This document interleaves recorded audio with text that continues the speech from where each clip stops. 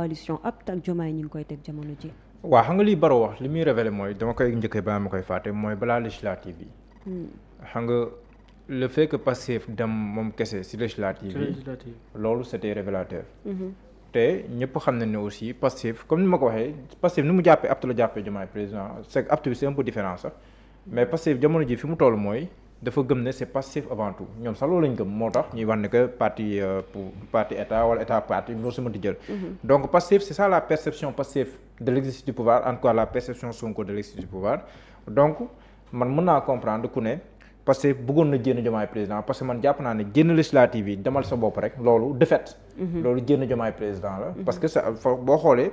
ñaaka déggoo sa ak ñenn si waa Diomaye président fa la tàmbalee ba li si topp si donc divergence am mais loolu aussi ça a permis au Pastef d'avoir une avance sur le président Diomaye si loo xam ne jàpp naa ne mënatu koo rattraper. xam nga boo xool li tax président Diomaye ak Diomaye président xaw a jekkandi. bokk na ci mbirum assemblée nationale. looloo tax mu jekkandi. moo tax calcul yu bari donc foofu noonu la jëlee avance par rapport à lii te même le président du parti Pastef mosoon na ko wax ci benn sorteem mu ne bi ma déggee ay nit naan ñoo leen fal ak yooyu si laa dem si leen Pastef dem moo ko si législative yi ngir wan leen ne doo leen dara si lu yàlla cërale. donc loolu ça veut dire quoi ça veut dire que amoon na ay divergence peut-être bu doon am. en interne. en coulisses. en interne loo xam ne ni génnagul woon. mais loolu mën nañu jàpp ne kon avant législative yi sax loolu am na. législative yi am après ñu koy sooxaale ba lii am le 8 ba après le 8.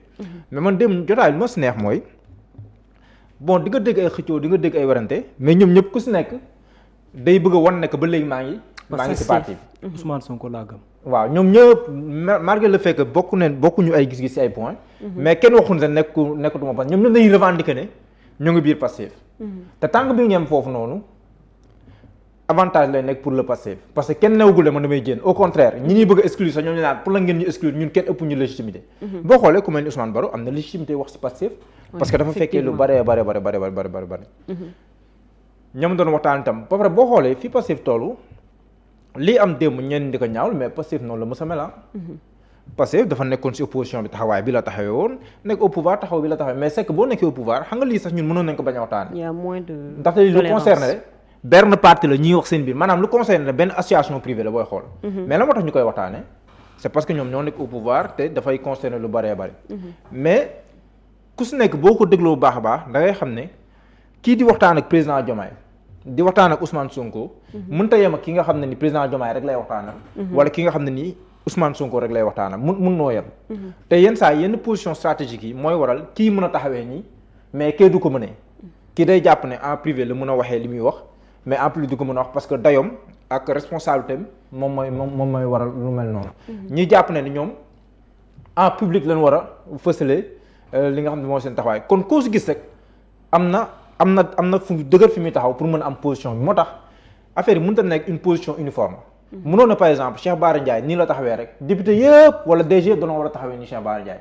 mënoon ne Ousmane Baro nii la taxawee rek DG yëpp wala député yëpp dañoo war a taxawee ni Ousmane Baro déedéet ku si nekk sa position. par rapport à sa angle te ku si nekk aussi c'est légitimité bi nga xam ne moom mooy am xam nga booy dégg soon naan kañ la Pastef commencé am ni nga gis yenn si réaction yi ñenn naan léegi Pastef day diffamé ak nangam mais fii lu bees amu fi même Cheikh Bara mi ñuy ŋaañ parce que ñenn ñi dañoo am problème ak moom Cheikh Bara ak yooyu mais Cheikh Bara nii la mës a taxawee si wàllum politique ñoom ñoo ko doon taaj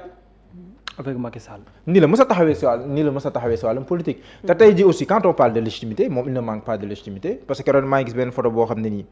bii le candidat Diomaye Faye di jënd kaso di sol xaftaan bu bleu bi. mu ngi woon ci ginnaaw mi ngi woon si ginnaaw garde corps bi ndeke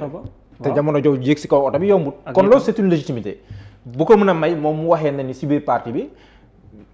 Ousmane Baro am légitimité keneen am légitimité. mën a wax et divergence dafa am solo parce que problème aussi boo ko nangoo rek loolu c'est un pas nga waxtaanee ko c'est un autre pas mais facilement mën nga dem vers la solution. xam nga Ousmane Baro il est optimiste parce que jàpp na ne parti bi yàgg na dund lu mel ni mais boobu nekkuñu woon si nguur. donc les projecteurs n'étaient pas braqués sur ça Ousmane Baro moo tax moom espoir na que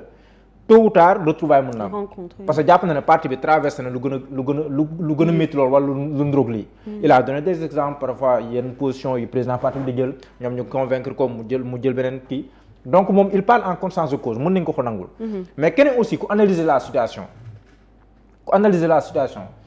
jàpp ne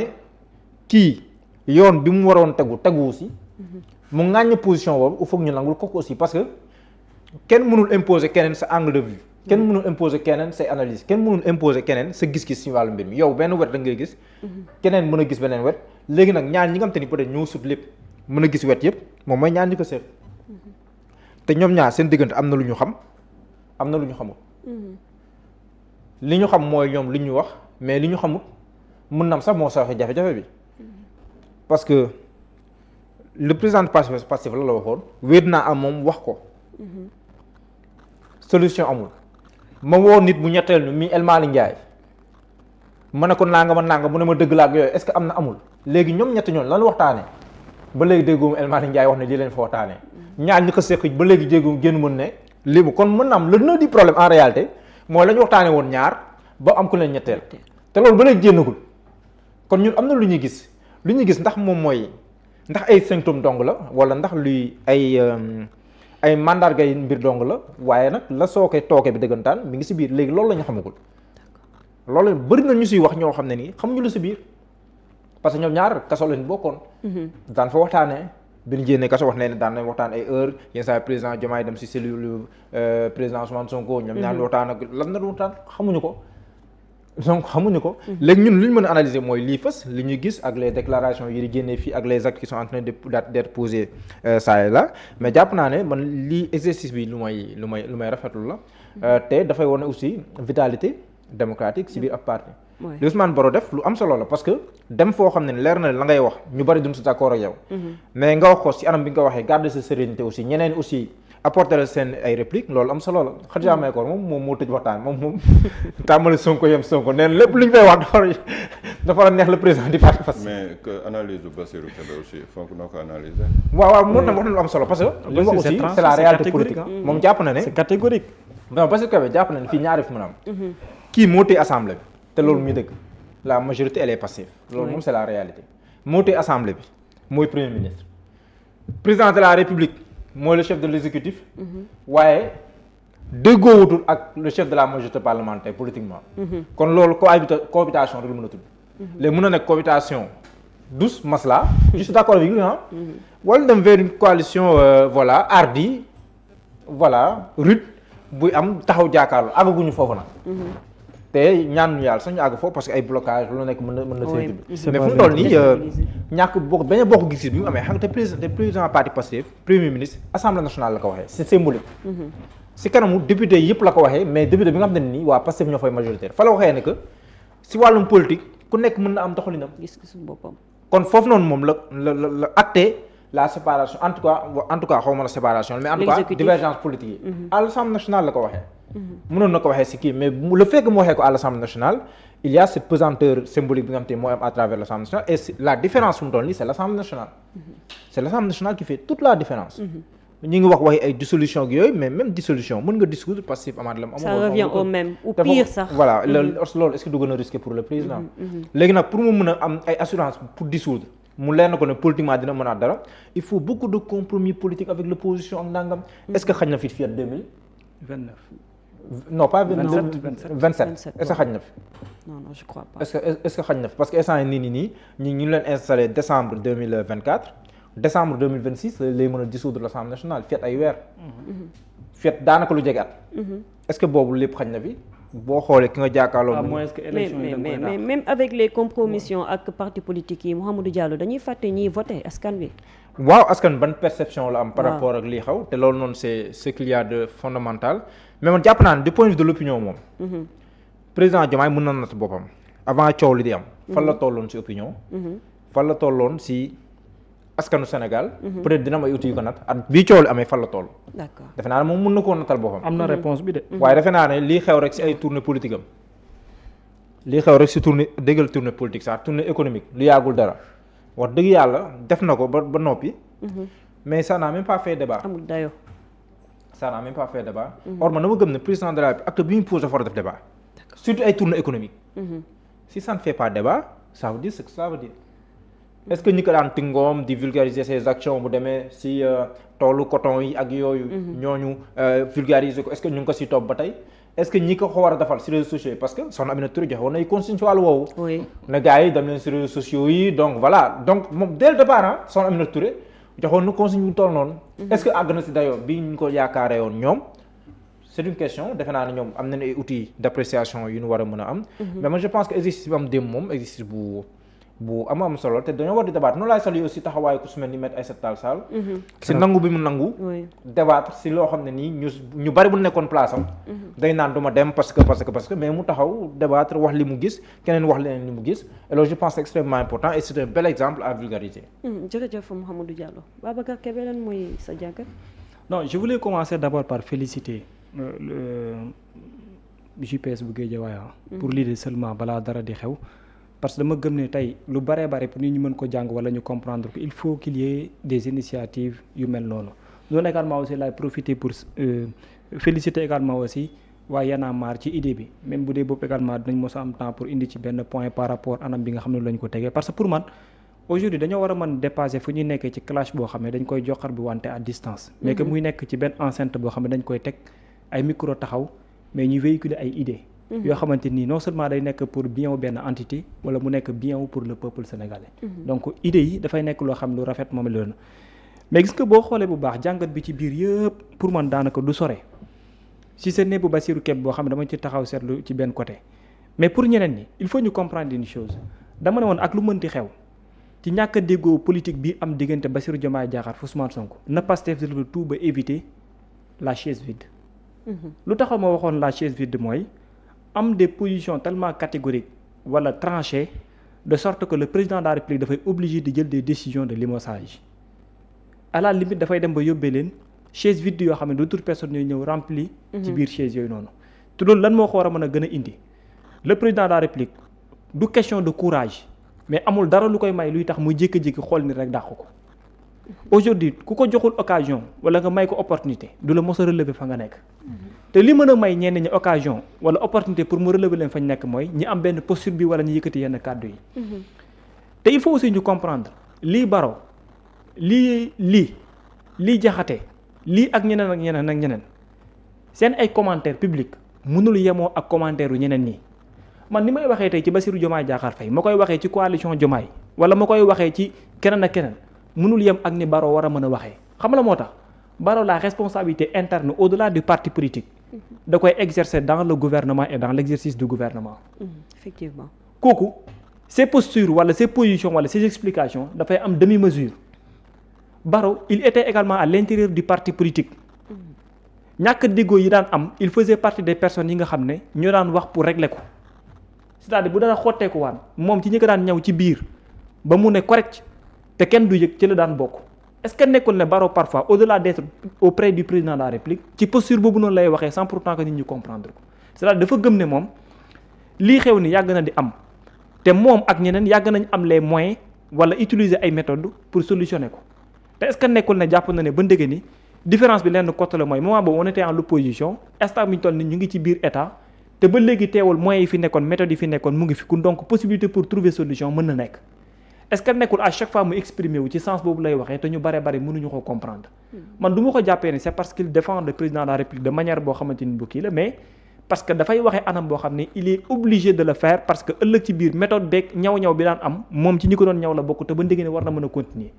kon il peut avoir une position tranchée que ne ci Pastef la bokk il s'identifie dans Ousmane Sonko dans son cabinet politique mais en même temps également aussi que il est quelqu'un boo xamante ni dafa nekk au côté du président de la République te dafa am nu mu war a mën waxee moo tax parfois lu tax d'accorduma ak ci ñoom Pastef ñenn ñi ni ñuy uyee ñeneen ñi ak loolu foofu lay ñëwee te Bassirou Kebe l'a dit et je pense que phase boobu noonu il a parfaitement raison ndax même le président de Pastef dana leen defee leen nangam mais demee leen ci nii mais bu fekkee le président du parti politique moo mën a am position bu tranchée bu jëmale ko ci ay militants am ci une situation donnée wala ci une personne mais pourquoi pas ñoom également ñi mën a am même application bi démb fa Baro toog bu fekkoon Diomaye fa toog li mu subir loolu la Diomaye di subir de wala lu ko gën a pire est-ce que rafet na non te pourtant l'idée bi formaté woon wala bi créé débat bi mais gën a rafet loolu ku toog di discuter sur des idées c'est une très belle chose mais toog yéen di yuuxu wante ci seen biir te ngeen bokk même parti politique bi mais rafetul. est-ce que waruñ dépasser yooyu quand même. non du question de dépasser sax mais. bon dafay am dans toutes les démocraties. non dafay am dans toutes les démocraties. mais dama ne rafetul xam nga la moo tax. parce que ëllëg ci biir bu ñu naan xoolal waa Pastef ci seen biir ñoom xoolal waa Pastef ci seen biir c'est vrai seen idée mënoo ko copier ba tolloog ñoom mais am nga loo ñuulalee soow mi waaw léegi Babacar. te possibilité boobu. boo waxee nit ki tàccu la ndax kontaan. waaw waay am na droit hué kon bu àndul ak yow am na droit hué la. non xam démocratie d'accord mais dama ne dañuy hué les gens. non dama ne non dama ne dinañu expression la quoi mais dama ne personne bi nga xam ne nii ci moom lañ koy exercer laa la wax ak li tax ñu koy exercer dafa jiitu ay question de tàcc wala ay question de yuuxu problème bi gën na xóot loolu te moom en personne li ko permettre tey peut-être man Barrow position yi muy nekk di jël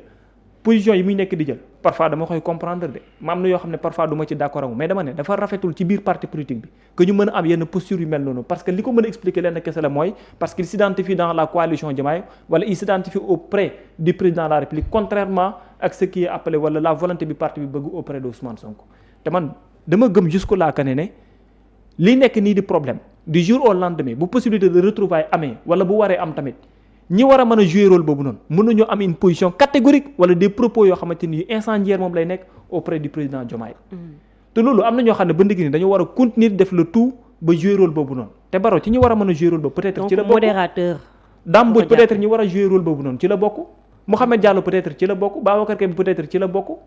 wala même ñeneen ak ñeneen war nañ mën a jouer rôle boo xamante ni dañ naan situation bi am na mais solutionné ko y a possibilité du luy jékki-jékki am mais dafa am nit ñoo xamante ni ñoo koy dox ci biir ba mu nekk lu antu mais nit ñooñu mënoo leen jëlloo ay propos incendiaires tout le temps di ko mën a contre ki nga xam ne peut-être moom la ñu war a mën a woo sur la table pour def ko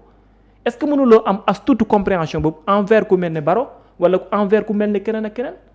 te pourtant Ousmane Sow wax na ko Bira wax na ko mais d'accord ak ñoom ñaam ñëpp dafa am problème au sein de Pastef y a crise bien sûr Ousmane Sow gis naa mu wax ko persister insister ne y a pas de crise au sein de Pastef bien sûr que y a crise parce que activité bu ñu mënti mën a tamit seen xol neexul. Kumba nee na si. oui mënuñoo exclure crise. non xam nga lu tax ma wax loolu ñaari figures yi ñu ci gën a xam ñu ngi Pastef aujourd'hui ak nu mu mënti doxee initiative bu mu mëntu am. mais foog ñu définir ñoom lan lañ déggee crise. non man fi ma déggee man ci li ma wax waxuma loolu mooy dëgg mais ci li ma jàppee ne moom la jàpp ne mooy crise mooy ñàkk a déggoo bi nga xam ne am na ba mu ngi jur sax parfois ñàkk a laalante ci diggante ñenn ñoo xam ne ñoo yàgg bokk di ànd. ba uyee di ci am. bon loolu est-ce que nekkul état bu divergence la. léegi non weesu na ko weesu na ko. voilà loolu la parti politique weesu na ko en science politique. le terme crise dans un parti politique non c'est quand la légitimité du leader est remis en cause. xaaral ma wax la lu tax xaaral ma wax la lu tax na la ci sens boobu la ñu jëm. mais lii c'est plutôt une divergence. non xam nga lu tax ma ne ko ci sens boobu la ñu jëm. am na fu ñu toll fu gën a yées foofu sax fa lañ jëm parce que tey Bassirou Diomaye Diakhar Faye il s'identifie où exactement? Au Pastef. Pastef, oui. Quelle est sa position envers son président de parti politique en termes de prise de décision? Lan la? Dans le cadre du parti, c'est le président de la République moom moo toog publiquement désavouer son président de parti politique. nga yaakaar ne la posture de Bassirou Diomaye Diakhar Faye amul ñeneen ñu ko méngool ci biir parti politique bi. Bien sûr. Lan la définir crise politique au sein d'un parti? mais xam nga ba pare encore pire. beneen bi gën a grave ji. foofu lañ tollagum pour l'instant parce que lii nuyoo bi la.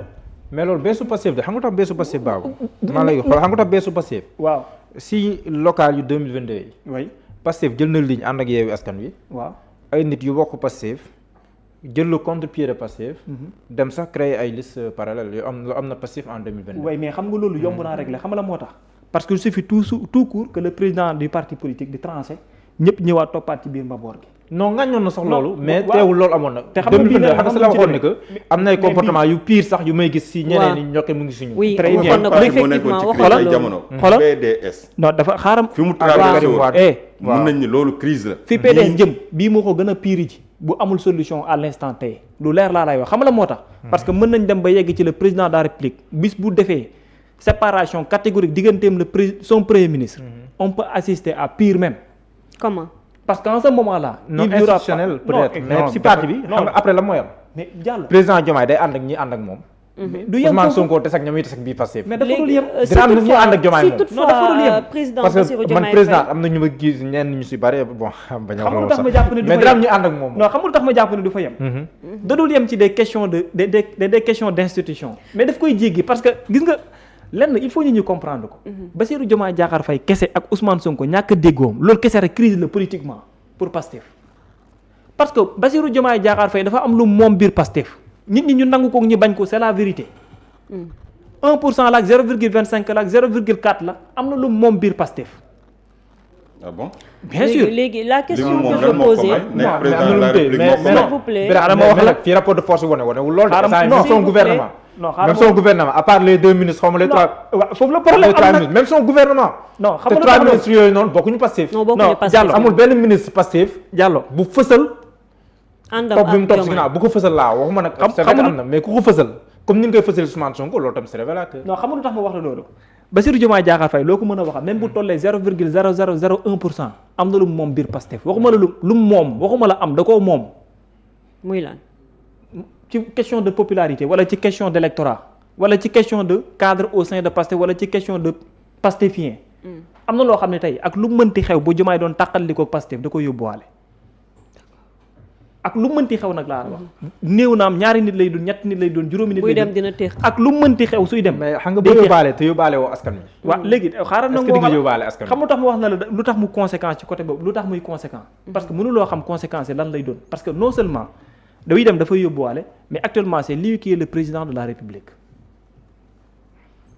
c'est lui qui est le président de la République de. ça devient plus facile pour moom pour mu. non pas question de boo ko yemalee ci cadre politique kese.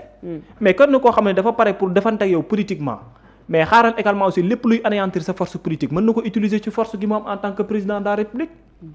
gëm nga ni ñun politiquement la ñu waxee ñun politiquement ñun àggaguñu si institutionnellement. non mais sens politique bi ba léegi lay demee ñun politiquement la ñu wax c'est purement politique au parti passif ñun loolu la ñuy wax quoi. non mais bu nekkee nag xeex institutionnel. non loolu mën na am yeneen. est-ce qu'on n'en voit pas par rapport ak. mais biir Pastef ñun foofu lañ construire suñu analyse quoi biir Pastef quoi. mais li ma lay wax ne ci biir Pastef lay xewee du ko weesu de. te Bassirou Diomaye Diakhar Faye bu koy jëf ci biir Pastef la koy jëfee en commençant par le président de Pastef mais nañ ñaan yàlla foofu yëpp bu ñu fa yeggagum mais ni ma lay wax xam nga benn jour toog naa Macky Sall am na lu mu jéemoon sottiwul de non xam nga loolu leneen la loolu tax je ne crois pas yow Macky Sall li mu jéemoon sottiwul bu Bassirou Diomaye Diakhar Faye amoon benn réflexion politique bi ku noonu du mos a dem ci coalition Diomaye bi parce que xam na ne actuellement fii ba 10 ans man de loolu laa gëm en tant que nit buy seetlu dama gëm ne fii ba 10 ans amul benn force politique bu fi mën a taxaw buy faire face à Pastef léegi nag au-delà de ces 10 ans là mën nañ xalaat yi leneen mais homme politique du xalaatee noonu parce que tant que ay Babacar Kébé nga ko wër di ko gëm la ni ko am nga doole bi moom day jàpp ne lu mu sumbulu ne mën na ko réussir c'est là où se trouve nag le problème moo tax may ne am na loo xam ne buñ ko bañ parce que buñ ko bañee dañu am problème nañ daan bañee au début ne problème politique am na ba à la limite ñu mujj ko nanguwaat nañu accepter noonu aussi que ne crise là dont on parle c'est vrai véritable sens du terme nekk guñu fa mais ñu ngi ci yoon boo xam ne mën na leen yegg fu nekk noonu te bu ñu teelul jël les devant également aussi lu ko gën a garaaw mën nañ ko am te ni mu mën a amee mooy parfois lii moo naxoon ñu bëri ci opposition bi bi Pastef faloo ñu ni jeunesse bi dañoo désavoué Ousmane Sonko mu woote meeting le 8 ñëpp noppiwaat non en fait boo déggee may wax non boo déggee may wax ne crise non boo déggee may wax crise bi may wax crise bi mooy force bi Bassirou Diomaye Diakhar Faye di wut ndànk-ndànk ak beneen bi nga xamante ni ci la nekk ñaari ba léegi dafa am différence bu fa taxaw parce que tey ak loo mënti waxal tamit am na benn doye boo xamante ni ay mbiram mën na fa yegg ji mën na fa bañ a yegg ji mais bu dara dul dara am na loo xam ne ñu ngi ko koy gëmloo te mën na ko wuti ji ëllëg te parfois bu fay dem mën na xool ne tous les moyens sont bons pour y arriver te su boobaa dafa am ay conséquences yoo xamante ni moom lay jur te déjà juragum na ko ndax dàq bi muy dàq ñenn ci biir Pastef neexul leen te jàpp nañ ne aussi du nekk ji loo xamante ni lu wéy lay doon donc am na ñoo xam ne ñoom dañuy jàpp ne situation yi fu mu toll y a toujours possibilité de revenir à la raison wala de faire revenir à la raison le président de la République te ñooñu dañoo yaakaar ne ni ñu ko mën a defee lenn kese la mooy ci waxtaan kese la mën a amee te ñooñu noonu war a mën a waxtaan kenn warul leen mën a forcer ba ñu jël yenn postures yi parce que suñu ko defee amatul benn possibilité boo xam ne mën naa juddooti pour que waxtaan war a mën a am ñenn ñi nag bu leen neexee mën nañ gëm ne bëggatuñ waxtaan soxlaatuñ ko defewuñ ko mais nañ bàyyi également ñeneen ñi ak seen liberté bopp ñu jéem a trouver les voies et moyens pour ne possibilité waxtaan war naa mën a am te ñun nañ am posture boobu noonu te posture boobu pour ñu mën koo antul également damay fekk ne lii moo war a nekk suñu taxawaay ci li nga xamante ni moo xew diggante Pastef ak Bassirou Diomaye Diakhar Faye. jërëjëf Babacar Kébé loolu moo nekkoon poñ bu mujj bi ñeewaloon rek li nga xam ne moom moo di coalition APT ak coalition Diomaye président configuration politique bi nga xam ne ñu ngi koy gis jamono ji ku nekk di xëcc di jëmale ci sa boor kon ma bàyyi leen rek ngeen tàggatoo Babou. jërëjëf joxe dig daje bu 12h incha allah jaajëfal nit ñi doon teelu ñëpp ba suba. incha allah émission matinal.sn. jërëjëf Birama Camara. waaw di la gërëm Kumba ba ëllëg incha allah. Mouhamadou Diallo. waaw jërëjëf Babou Kébé ak Birama Camara dinañ ñu teewal Bamako seen vol mu leen di xaar lu yàggatul dara incha allah. la semaine prochaine incha allah kon suba ñoom foofu lañ ñu matinaale. incha allah prochaine Bamako waaw Mali waaw suba. semaine prochaine. ci daal wala Bamako bi may dégg coow li xanaa beneen Bamako wala daa am Bamako bu nekk fii léegi. kon bu suba kon ñu tasewaat fii kon. may laa wax semaine prochaine non man moom dès la semaine prochaine incha allah damay dem. damay dem dès la semaine prochaine. d'accord jërëjëf yéen ñi ma doon bokkal plateau bi Babacar Mouhamadou ak Birama Camara di leen sant di leen gërëm di sant di gërëm suñu ay partenaires ku ci mel ni rek Nabou